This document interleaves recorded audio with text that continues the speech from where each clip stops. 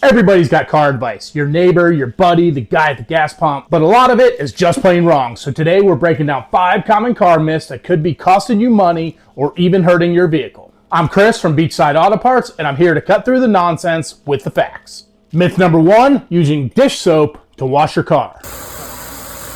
Alright, let's kick this off with a big one. People love to say soap is soap, right? Nope. That bottle of Dawn under your sink, it's one of the fastest ways to ruin your paint over time. Here's the deal. Dish soap is a degreaser. It's literally designed to strip oil and wax off of plates and pans. That means your clear coat is left completely naked. The sun, the rain, the salt, they all go straight at it. And over time, that's how you get dull paint, fading, and that chalky look. And when you use it on your car, it gets the dirt off, but also strips off every layer of wax and protection you got on that paint.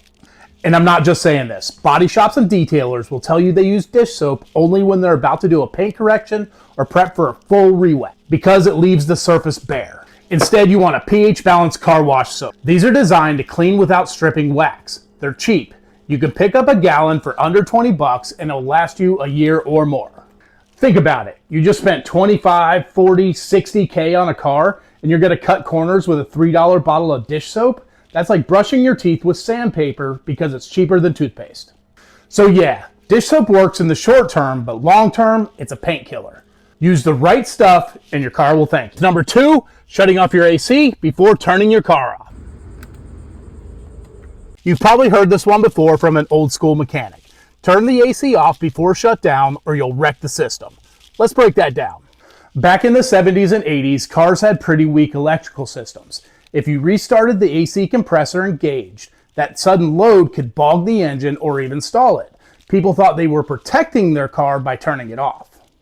Today, cars don't work that way. Modern ECUs delay the AC compressor until the engine is stable.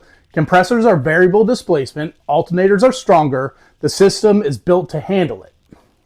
In fact, the real risk today comes from not running your AC enough. The refrigerant carries oil that keeps your seals from drying out. If you constantly switch it off or never use it, that's when the problems show up. So the next time someone tells you to always turn the AC off, remember that advice is 40 years out of date. Myth number 3, premium gas will clean your engine and make it run better. This is one I hear too often. I always run premium because it keeps my engine cleaner. Sounds smart, right? Wrong.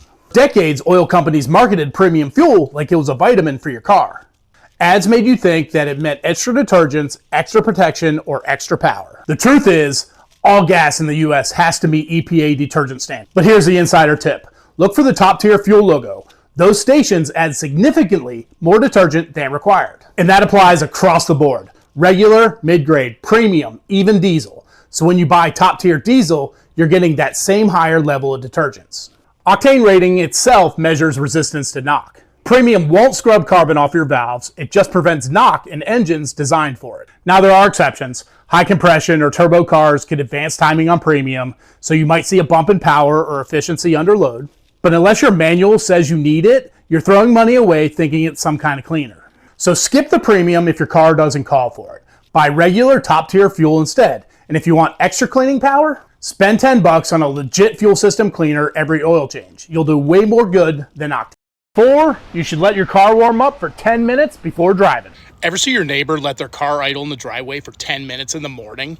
They think it's helping the engine. Truth is, it's not doing what they think. So back in the carburetor days, cold engines ran rough. And yes, metal parts do expand as they heat up. So people got used to the idea that the long warm-up was protecting the engine.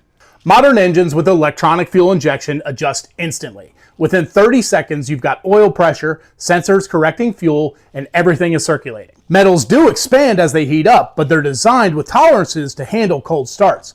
Driving gently actually warms things up faster and more evenly than idling.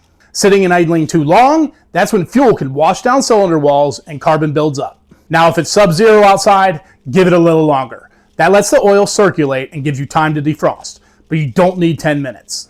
The best practice is to start it, scrape your windshield, and drive easy until it's at operating temp. So yes, metal expands as it heats, but that's exactly why you want to warm under load, not by idling in your driveway, wasting fuel. Myth number 5, revving a cold engine warms it up faster. Some people fire up their car in the morning and think that revving it to the moon helps it warm up. That's not the case. Here's the reality. Your engine warms up best by driving it normally, not by revving it in the driveway. When the engine is cold, oil is thicker and hasn't fully circulated. Revving hard just means more stress and wear when protection is at its weakest. People sometimes say it's about metal expansion, and yes, metals do expand as they heat up, but the bigger issue is lubrication. Cold oil simply doesn't flow fast enough to protect high RPM parts. And the right move? Start it, let it stabilize for a few seconds, then just drive easy. Load plus normal RPMs gets it to operating temperature much faster than sitting and revving. So no, revving a cold engine doesn't help. It just wears things out fast. Gentle driving is the fastest, safest warm-up there is. So there you go, 5 myths busted. Don't waste time or money on old advice that doesn't apply anymore. If you found this helpful, hit subscribe and check out my other videos where we dive deeper into oil, filters, and all the stuff that keeps your car running right. And hey, if you want the inside knowledge in one place, I've got full guides linked below. Thanks for watching. I'll see you next time.